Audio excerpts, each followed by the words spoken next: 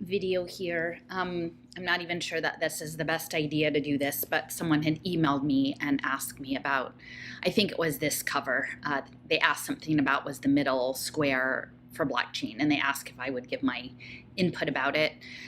For people who are listening and not watching, it's the cover of the Economist magazine called The World Ahead 2024, and I think it was from last week, maybe. I think there's a holiday edition that's out now when I was looking it up online. But this is going to be mostly a visual analysis, so I'm not sure how helpful it will be for people who don't have a chance to actually look at the image. And I have sort of misgivings about it, just because I feel like we're already in an engagement where there's struggle for mind and consciousness and story and narrative. And so clearly, and we've been in this is nothing new. It goes back, I'm in Philadelphia, so to Ben Franklin and his broadsides and the almanacs and all of that, like it's not limited to digital, and clearly this is in print somewhere, this magazine with The World Ahead, and I guess they do this every year. They have a cover image. This is framing consensus reality, for the most part. And this is sort of framing for the world ahead. These are the things that The Economist feels are important to focus on. And so as soon as they have your focus on the approved things, then there's all of the other things that are happening that go on without having people's attention placed on them because they're not on the cover of The Economist magazine. So mostly I don't really feel that interested in actually talking or deconstructing the global geopolitics of the war in Ukraine or our conflict with China or what's going on in Gaza. I don't really want to feed into that because I know that that ultimately is part of the overall program. But I do think I've been spending more time doing visual analysis lately and spending time understanding gaming and catharsis and psychodrama and semiotics and symbols. And so what I think I can do for a few minutes is speak to the things in this image that stand out to me related to topics that I have been exploring on my own, not because they've been sanctioned or authorized by the powers that be. So I will just briefly describe it for people who are listening in. At the top, there's a banner, has the Economist logo. It says The World Ahead 2024. There's like half a dozen little bylines about, I guess, the content of the issue. So Vote-A-Rama, democracy in the spotlight. So voting is the centerpiece. And in this image, which is a circle primarily made out of like a mosaic of smaller squared off parts with a couple of notable exceptions. And in the center is a three-dimensional semi-translucent box that's supposed to look like a ballot box. So again, democracy is going to be a theme, and they want you to think of democracy a certain way. Of course, I've been spending a lot of time starting with Jeffrey Yass and Vitalik Buterin and Glenn Weil looking at the innovations that they plan to make to democracy, and that, in my opinion, ballots are simply just new forms of signal intelligence, or maybe not even new, but the importance of voting isn't really about elections. It's about us transmitting signals of our in choice theory. Okay, so Vote-A-Rama, beyond Gaza, the turmoil in the Middle East. So of course, Gaza's on there, multipolar disorder, an undeclared Cold War. I have my own feelings about the Cold War. Europe steps up, Trump proofing Ukraine, Green Giants, the new geopolitics of energy, which is of course the Green New Deal, and ChatGPT at work, artificial intelligence gets real. And so those are the three text-based, teasers about the thing. So the thing that strikes me initially is that it's a circle. But it's not a typical circle. It's a circle made up of small modular parts. The vast majority of these parts are very clearly squares, mostly, squares, stacked squares and a few rectangles. The exception to that is there is an hourglass at the top center, And then mirrored below that, and this mirroring is important because there's a symmetry to this circle across both axes, up and down and right to left. Below the hourglass evokes a similar shape, which is two sides of a globe, but just represented as a silhouette. And in the middle is this ballot box. Now, bisecting from left to right the image are two sort of prominently featured rows of intersecting circles, which you could maybe, and the circles are somewhat in motion, and they're contrasting. So one row is black circles, and then a black outline that makes a white circle. And then below that, again, twinned, is a red circle and a blue circle. Now, they're in motion to evoke the solstice. And so for me, this is sort of the core aspect that I think would probably not be recognized by most people, but is the thing that jumps out at me the most. A number of years ago, when I was still identified as more specifically in a left-leaning box, I had read an article that was specifically talking about this future coming eclipse, I think is in April of 2024, and that the crossing point for the total solar eclipse that happened in 2017, at least in the United States, and this upcoming solar eclipse would be in Carbondale, Illinois, which is southern Illinois. And Carbondale, in the mid-1960s, Buckminster Fuller was a professor at University of Illinois, Carbondale. And I think that's quite important because some of the discussions I've been having are about transitions and this idea of the X and the twinning, the sun and the moon, the dark and the light, the Kundalini energy, the crossroads, Mercury being at the crossroads, Hecate being at the crossroads. And in this case, the crossroads of these two most recent total solar eclipses in the US is in a location.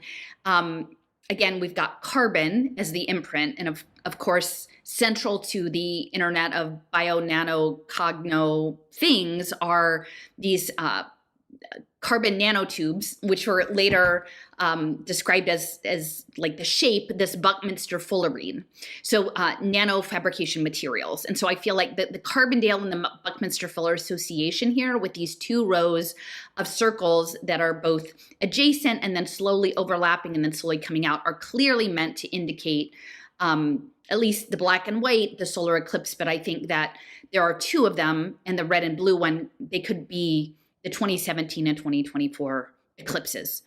And I bring this up for Buckminster Fuller not simply because, he's a quirky guy. And I think I might have said in the past, like one of my most cherished childhood memories of elementary school was Mrs. Nevius, who put somehow we built a cardboard geodesic dome in our classroom, and it was our reading corner. So if you got all your work done, you could go and do free reading in the cardboard geodesic dome. So I have sort of a soft spot in my heart for this idea of these domes, but Buckminster Fuller is a challenging character, and he developed what was called this thing of a world game. And this is something that I've been talking about for a long time. And the world game was framed around peace and efficient, sustainable use of resources and energy resources. And this again predates the limits to growth in the Club of Rome, because it was in the early 60s that Fuller was putting out this idea of the world game. And he was influenced, I don't know if he had a direct relationship, but the book Emergent Man, that's co-edited by Irvin Laszlo and Julia Stolman, who was with the Foundation for Integrated Education, their book, there was a discussion, one of the chapters is on this Unibuts, which is a space closed system space colony, this Unibuts. And in that, they mentioned specifically the importance of getting people to consult on this project, including the UN and Oroville and these intentional communities. But the world game of Buckminster Fuller was specifically referenced. And so there's overlap in this idea of a closed loop circular society. And then it being gamified, which is what we're looking at now with, again, the bio-nano-electronics, the Internet of Everything, the sensor-based networks, all of that is happening. And it's happening in the context of a gaming system. And we are literally being gamed. In fact, probably even me participating and trying to analyze this image is in and of itself some calculated part of the game. So I want to mention that too, that besides these two lines, again, mirrored, but inverted, because one is black and white and one is red and blue. And I do think that the whole palette here is gray, black, white, red, and blue. So shade, four colors plus gray is the overall palette. And then red and blue, specifically red, but also a little bit blue, are light images that are used for optogenetic programming. So programming the mind with light and the LEDs. So I think beyond the typical red state, blue state polarity, which would be indicated by the ballot box, that would be the sign and symbol that most people would consider resonate with, right, was the politics. Which box are you in, the red box or the blue box? What I'm seeing here is actually control and manipulation of consciousness through light-based interventions in combination with nanomaterials. And so that, I think, is important to point out as well. The image of all of these squares, which are stacked in a certain regular way, again, in this symmetry, four-part symmetry, I think that speaks to crystallography, like a crystalline structure, a regularized crystalline structure. And then it also speaks to the idea of squaring the circle, which is an idea that goes back to classical antiquity. And it's an impossible task because pi is infinite and cannot be limited. So you can never actually put a square inside the circle because you can never firmly identify the circle because it is a dynamic system that is a natural system. But there have been many, many attempts in a lot of like literature and plays about the idea of squaring the circle, which to me is an indication of the circle being an organic powerful creative force of the universe, and then the square being a delimited linear structured approach, and that they're at odds with one another, right? And so it's an impossibility to square the circle, and yet there continue to be attempts to square the circle. And in this case, I feel like the attempt was made to square the circle by creating a circle out of many, many squares. And again, the many squares look to me like the structure of like a crystalline structure, maybe a crystal ball, which sort of speaks to the foresight. And then it also, they're these regularized units. So it's something that you would do for like regular aspects of analytics. So at the top, I'll just go from the top. There's, again, parallel to one another. There's two, which again is twinned, bombs. And then on the other side is the peace dove. And those are opposite one another on either side of the hourglass. Now, that's, I think, clearly speaking to the Middle East, although it could also be speaking of the conflict with East and West and China, but the tension and the emphasis on peace, which to me goes back again to Buckminster Fuller's world game, which is situated as a world peace game and an equitable resource distribution game. Now, for me, once I found out about the Pugwash conferences and realized that the top level scientists and physicists from both sides, the US and the Soviet Union and Asia, were all meeting behind closed doors throughout the Cold War. And that in combination with awakening to the issue of like psychotronic telekinesis, consciousness research that was going on all throughout the Cold War, and the use of the narrative around the Cold War to weaponize space and pursue the technologies that would enable both the game theory, the chaos theory, the Internet of Everything, to use threats to get us to agree to surveillance for our own good. Like, I just don't buy the narratives that I was sold on what the Cold War actually was. And I think again, this entire presentation on the Economist cover is to frame out a spectacle, to literally make cartoon characters, which is, these are not photographs, these are sketches, which does make, the individuals look like cartoon characters, right? And they are what's happening. The forces that are underway to push us towards a global brain multiverse have been in play probably for, if not a century, at least a solid 70 or 80 years, right? In the lead up to World War II. And then all of the technology that came with the radar and the frequency and the crystallography and the high-tech computing and the supercomputing. All of this has been coming for a long time, but those stories never make it onto the front page of The Economist. They give you cartoon characters so that you can pick a box to inhabit, right? And so to me, this piece, ultimately, Ervin Laszlo, the systems theorist, and the systems theorists, the Club of Rome, all of these people who want to put parameters on the world, they view peace as homeostasis within a global cybernetic organism. That we are all simply nodes and units and parts of tissues that are dropping signals through our voting and our tokens and our EEG brainwaves into the superorganism to be coordinated, right? With time and in oscillation. So again, we're back to the hourglass in the middle. So peace isn't nobody wants to be against peace, but peace is not what we understand it. I think you have to look at the dove and understand that actually means homeostasis of the world of brain. And then you do have, within this row, you've got Putin and Zelensky, you've got Trump, and I don't know, there's a silhouette of a woman with a ponytail, and I'm not really clear on who the woman with the ponytail is. If somebody wants to chime in on who you think she is, I would be welcome to that. But again, this is all polarization, again, electromagnetic spin, and so you've got, the manufactured polarity of the spectacle in play. And then next to Putin and Zelensky, you've got weapon systems, and you've got space rockets. You've got various kind of like a landing pad and a jet propulsion rocket, and then you've got some satellites, and you've got some missiles.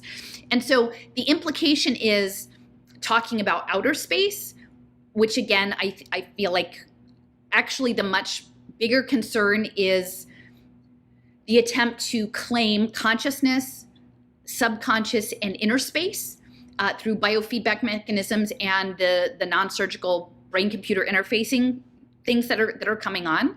It's not about big giant rockets. It's about nanomaterials. It's about the Buckminster Fullerenes. This is the self-assembling particles is what we've got to deal with, not giant rockets. But they're going to put the rockets out in front so that you pay attention to that. And then you've got satellites and missiles, which again, what is the weapon system? Yes, surely there are tragic and terrible things happening to physical material bodies and people and children and buildings, and all of those things are being destroyed by old-fashioned weapon systems. But what they're not going to show you is like they're not going to really raise the issue of the psychotronic weapon systems, or that actually the weapon systems might be the devices, the ed tech devices that are either in your kids' classrooms or that you're using for your unschooling programs, right? Or your phone. That the radar systems and the electromagnetic frequency systems, those are the things that we need to worry about. And they're not giant, but they are run from the satellite. So in that, the satellites, they do give you a hat tip to that. So then below that, so then you've got the row of the black and white eclipse, and in the central, you've got the ballot box, again, with one ballot halfway through, which is, again, the twinning halfway through the slot, and the polarity and the spin. And on one side, you've got a pixelated eye that's surrounded by 4 brains, one in each corner. Across the top row are 4 squares between 2 of the brains, and these brains have red and blue cords, then they're plugged into the big eye. So that's, again, sort of the panopticon. Now, the answer to the panopticon, of course, is that we're going to have our own private digital identity so that we can have control of our data, and that's part of that narrative, right? To combat Big Brother, we need to all be agents in the game with our own digital identifiers so that we can have our own data warehouse stores that mirror us into virtual reality. Between the top two brains and the bottom two brains, from left to right, are squares, and they're nested. So there's like an outline of a box within a box within a box. And of the four boxes, one of them has a question mark. So again, we're solving for a problem, right? There's a problem space. In fact, I sort of think that the ballot box is a problem space. It's a collective participatory problem solving space where you get some consensus. And again, the old-fashioned paper ballots that everyone is fighting over, that the conservatives are fighting about stolen elections, and the Democrats are fighting because the conservatives are putting in voter requirements and all of these things about there's going to be a democracy overhaul. And that's what's coming with Robin Hanson and Futarki and Glenn Weil and Liquid Democracy and liquid voting, that this is all going to be going on to tokenization. And this is all going to be moving on to not a single ballot with an hourglass countdown to some big election with scary people like Trump, right? It's going to be, we need to reform democracy. We'll go back to the classics, to Athens, the city-state, and we'll vote on everything. It'll be radically participatory, but you can't actually be expected to vote on everything. So then we've got the digital twin AI, which is what Cesar Hidalgo and MIT Media Lab have had in the wings for probably 25 years, just waiting for this moment. So the idea of the paper ballot box is so outmoded, and yet it is meant to be this iconic democracy. Like, look at our democracy again, red, white, and blue. But that's going to be going away. And again, it will be likely on blockchain and sold to you as, your liberation through your ability to become an agent in the game. Now, I will say on either side of the eyeball with the plugged-in brains are two squares, and they have interesting linear designs. They're black squares with white lines through them. And both of them have what look to be tuning forks. Again, so we're talking about mind control programs that are related to radar and frequency. So you've got the minds. That's the thing we need to be worrying about, is the tuning forks in the brains, not the brains being plugged into the panopticon, because the brains being plugged into the panopticon are the narrative that's going to set us up to be blockchain agents in the simulation. What we really need to be focused on is the idea of radar and frequency and the nanomaterials. So then opposite, on the other side of the ballot box from the eyes and the brains, is financial. It's meant to look like a financial indicator of a terrible down cycle of finances, right? And so ultimately, and this is something I've been looking at with this guy, Robert Bosnak, he wants the imagination, but he wants to use the apocalypse to trigger creative thought and participation. And so all of these, we know that the financial markets are totally rigged. They can make them whatever they want to, whenever they want to. It's all digital. It's not real. It's part of the game. Regular people are not controlling the rules of the game. But to me, this downward cycle speaks to, it's trauma-based mind control, for one thing. I mean, most people in the alt media would be talking about central bank digital currency, although, my bag is I'm much more concerned about tokenized community currencies, because those are the robust signals that Bernard Lietaer and Galia Benartzi want. So they're going to threaten you with economic collapse, and that is part of keeping people uneasy and then feeding into the apocalypse story. Above the graph, and again, it's two lines, one is red and one is white, so you've got the twinning. To me, this also speaks to Edward Dewey, the Foundation for the Study of Cycles. And you've got bills above the graph, pound, euro, dollar, and I'm not sure if that's yen or whatever, but they have a symbol on them. So again, it's semiotics. they all look the same other than the symbol, and they have these little bracketed lines. So to me, that speaks to digital money. And that even if you have digital stable coins or CBDCs, those aren't going to be, in my opinion, the things that people are dealing with regularly. What we're going to be dealing with more regularly are these community-based currencies in combination with the stable coins, because that's what Leotair has been setting up. And then next to the downward, shocking, terrible, financial predictions, which again, they can just dial up on demand to suit their needs. You've got a very simple boat that is stacked with what appear to be containers, like shipping containers, but like a ridiculous amount. This is a tiny boat and it's stacked with like 8 stacked high shipping containers. So for me, the boat indicates consciousness and psi and the waveforms of the mind. And again, we're dealing with mind control with the money as well. And the containerization, clearly that also speaks to the blockchain, their ability to not only break the money systems, but to break the supply chain systems.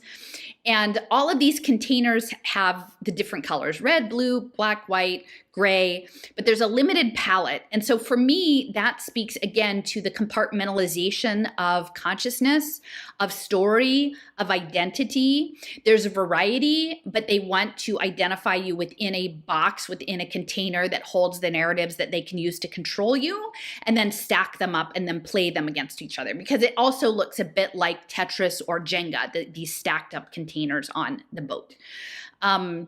So then underneath, we've got the next tier of the red and blue twinned eclipse. In the middle of the ballot box, there's a big question, and it kind of resonates. It's like a little Venn diagram with a question mark. Like we're supposed to get really worked up about what the election is going to do, because that's going to make such a big difference, as though the spectacle wasn't already predetermined.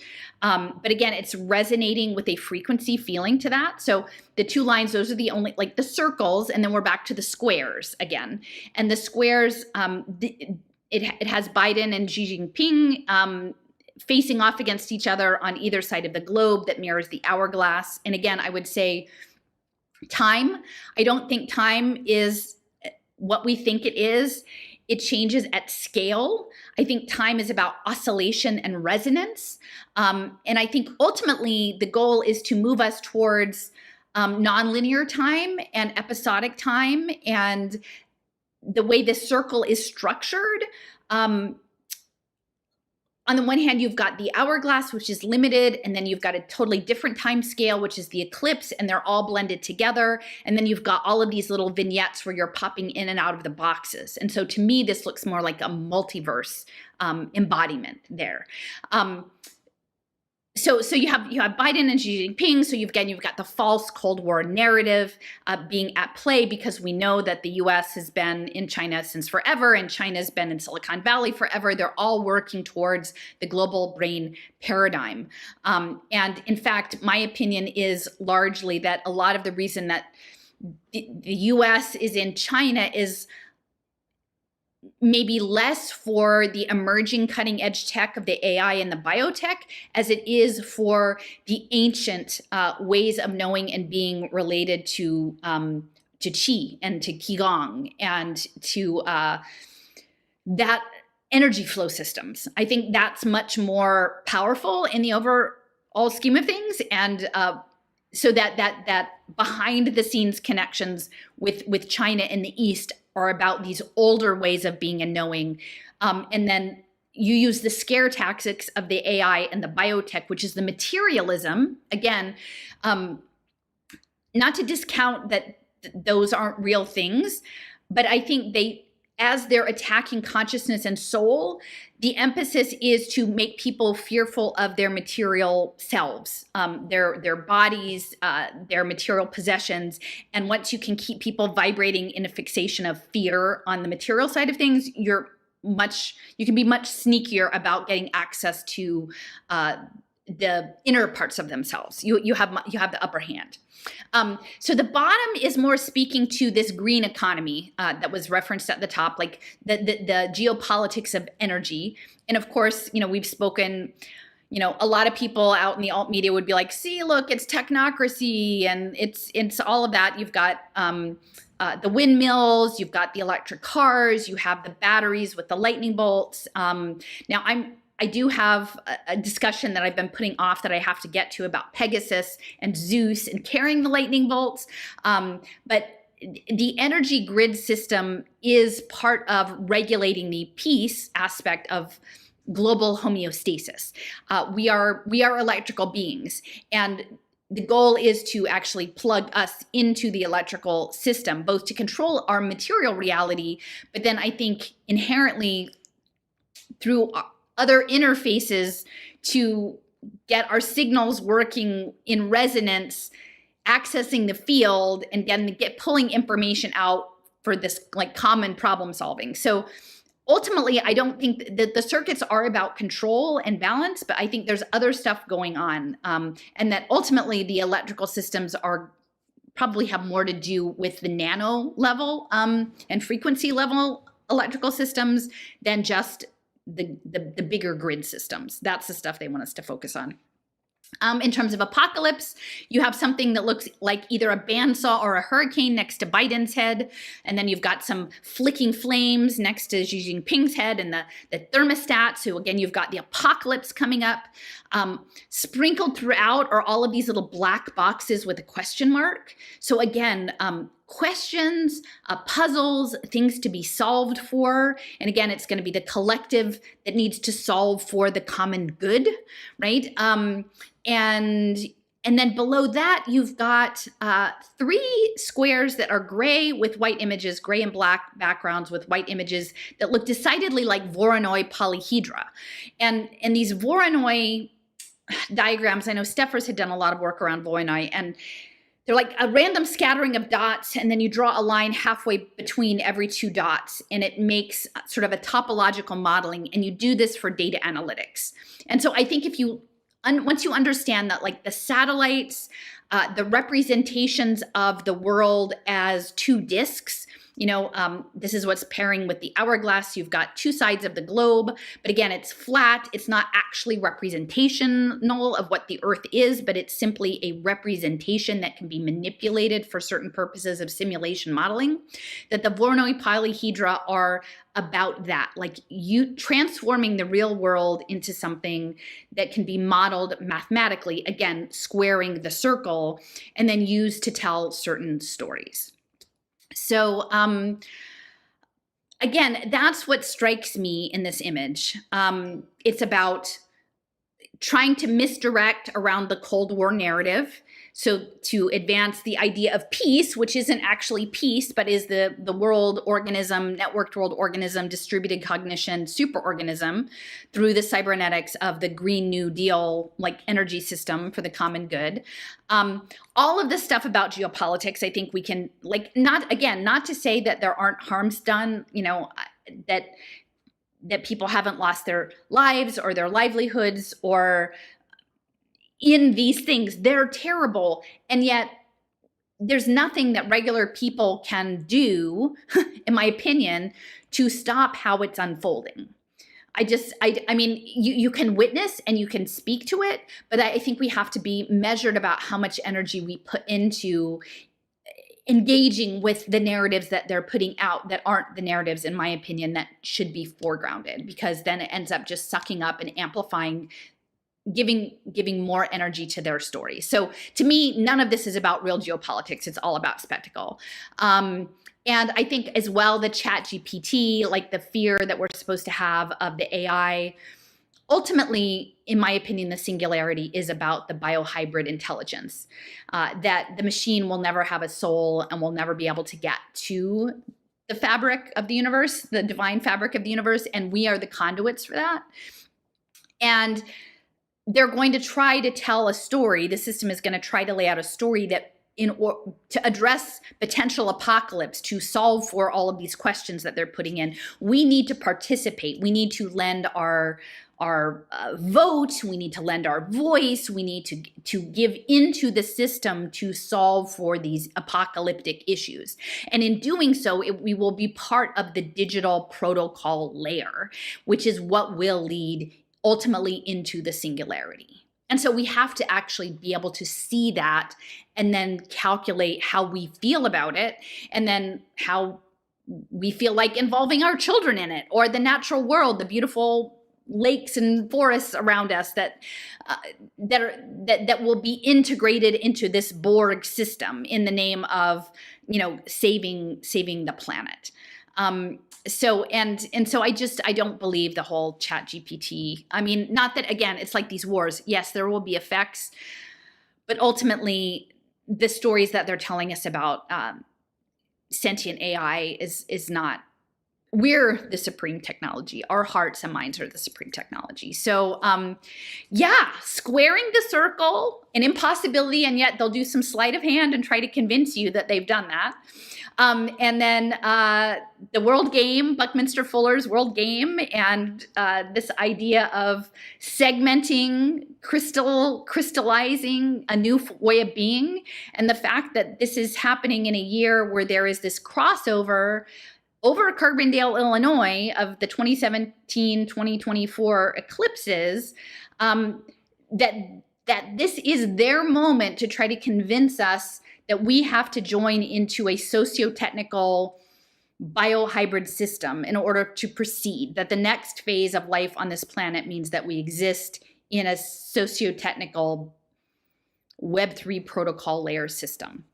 And they're going to tell us all kinds of distracting stories up front. They're going to cause harm, things that are both real and imagined. There's going to be a lot of trauma-based mind control. The struggle itself is already well underway, and the struggle is for hearts and minds, and it's playing out, on a newsstand near you. So anyway, hopefully that people might find that helpful. I'm just going to do a quick